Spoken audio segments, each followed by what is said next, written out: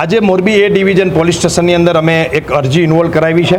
જે અરજીની અંદર રાજ ઠાકરે બફાટ કરે છે, રાજ ઠાકરે રાષ્ટ્રના મહાનાયકો ઉપર જે પ્રકારે ટીકા ટિપ્પણી કરે છે અને આ રાજ ઠાકરે પહેલાં હિન્દી ભાષી ઉપર ત્યાં હુમલા કરે છે, પછી ગુજરાતી વેપારીઓને મારે છે।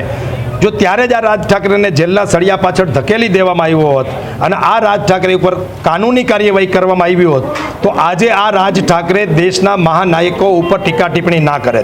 આ દેશના લોખંડી પુરુષ એવા સરદાર વલ્લભભાઈ પટેલને આ દેશ સર્વોપરી હતો, આ દેશની અખંડતા એમના માટે સર્વોપરી હતી।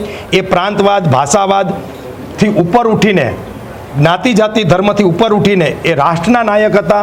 એના માટે રાષ્ટ્રનું હિત જ સર્વોપરી હતું। ત્યારે આવા બે કોડીના રાજ ઠાકરે જેવા જેમની રાજકીય અસ્તિત્વ જ નથી, એ રાજકીય અસ્તિત્વ બનાવવા માટે જ્યારે સરદાર પટેલ જેવા મહાનાયકને અપમાન કરે, આ રાજ્યના પનોતા પુત્ર અને દેશના પૂર્વ વડાપ્રધાન એવા મોરારજીભાઈ દેસાઈ ઉપર ટીકા ટિપ્પણી કરી અને આખાએ દેશને અલગ દિશામાં લઈ જવાની વાત કરે અને રાષ્ટ્રના નાયકોને બદનામ કરવાનો પ્રયત્ન કરે, ત્યારે અમે મોરબીના યુવાનોએ આ રાજ ઠાકરે ઉપર રાજદ્રોહ અને રાષ્ટ્રદ્રોહ જેવી કલમો લાગવામાં આવે।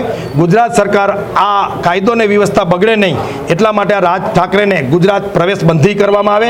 સાથે સાથે રાજ ઠાકરે માફી માગે, નહીતર પછી કાનૂની કાર્યવાહી મોરબી એ ડિવિઝન પોલીસ સ્ટેશન કરે એવી અમારી માંગણી છે। મનોજભાઈ, અગાઉ પણ મહારાષ્ટ્રમાં ગુજરાતી ઉપર હુમલા થયા છે અને ભાષાને લઈને વર્ષોથી આ વિવાદ થઈ રહ્યો છે, શું કહેશો? મારું સ્પષ્ટ માનવું છે કે ક્યાંક ને ક્યાંક આ સરકાર મહારાષ્ટ્રની અને દેશની એ કાચી નીમડી છે। એમણે યોગ્ય સમયે જો આ રાજ ઠાકરે જેવા બે કોડીના નેતા ઉપર કડો કાયદાનો કૈસો હોત અને એને જેલ ભેગો કર્યો હોત લીગલી રીતે, તો આજે આ રાજ ઠાકરેની હિંમત પણ ન હોત કે આ દેશના મહાનાયકો ઉપર ટીકા ટિપ્પણી કરે। પરંતુ ક્યાંક ને ક્યાંક રાજકીય રીતે રાજ ઠાકરેને પ્રોટેક્શન મળી રહ્યું છે, એટલા માટે જ આવા રાજ ઠાકરેના ગુંડાઓ ગુજરાતી વેપારીઓ ઉપર અને હિન્દી ભાષી ગરીબ માણસો ઉપર હુમલા કરી રહ્યા છે।